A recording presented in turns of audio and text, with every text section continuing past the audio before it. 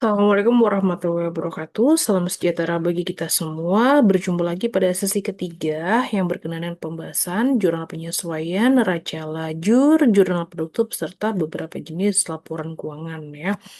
Nah, ada beberapa hal yang harus kalian pahami dalam hal ini yang berkenaan dengan jurnal penyesuaian. Kalau kita bicara mengenai jurnal penyesuaian, sudah sedikit disinggung di sesi pertama bahwa ada beberapa akun yang memang harus disesuaikan seperti adanya depresiasi terhadap aset, pendapatan dibayar di muka, sewa dibayar di muka, itu adalah akun-akun yang memang harus dilakukan penyesuaian. Nah, balikin lagi definisi mengenai jurnal penyesuaian itu apa?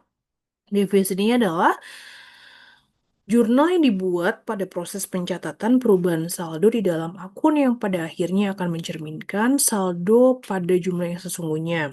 Sedangkan ayat jurnal penyesuaian merupakan jurnal yang dibuat untuk proses mencatat perubahan saldo pada beberapa akun. Jadi misalnya ini kalau kita bicara mengenai adanya penyusutan terhadap aset, berarti dari total jumlah aset yang kita miliki, berapa kira-kira penyusutannya dan kita akan sesuaikan. Sehingga kita akan tahu bahwa sisa saldo terhadap aset tersebut berapa gitu ya. Nah, fungsinya apa untuk jurnal penyesuaian? Memastikan bahwa akun nominal, yakni akun pendapatan, serta bebannya bisa diakui di suatu periode serta menunjukkan situasi yang sesungguhnya. Kemudian, menghitung perkiraan nominal mengenai pendapatan serta beban sebenarnya dalam periode terkait dan menetapkan saldo catatan pada akun buku besar di akhir periode. Selebihnya nanti akan saya share materinya di tambahan diskusi ya. Kemudian ada beberapa contoh nih bicara mengenai jurnal penyesuaian. Beban dibayar di muka seperti yang sebelumnya juga saya sebut di sesi pertama ya. Contohnya, pada neraca saldo terdapat nilai 3.600.000 di akhir periode.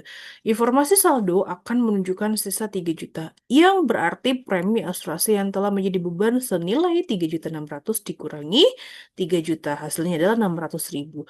Bagaimana dengan jurnal penyesuaiannya? Berarti beban asuransi terhadap asuransi dibayar di muka sebesar 600.000 gitu ya.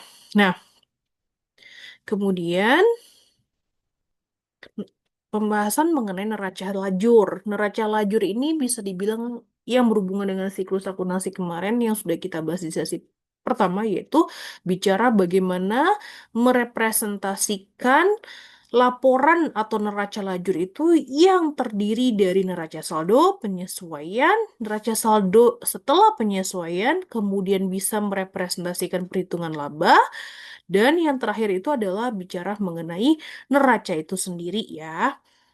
Nah, dalam hal ini, kalau kita bicara mengenai neraca saldo, ini adalah kolom-kolom yang akan menggambarkan informasi debit kredit yang tujuannya untuk memastikan informasi itu terbaca dengan rapi seperti yang dicontoh di atas. Kita perhatikan di sini ada beberapa akun yang diantaranya adalah ada kas, ada gini masuk kategori aset lancar dan aset tidak lancar, kemudian ada utang lancar dan utang tidak lancar atau jangka pendek ataupun jangka panjang sampai dengan ada perhitungan beban-beban.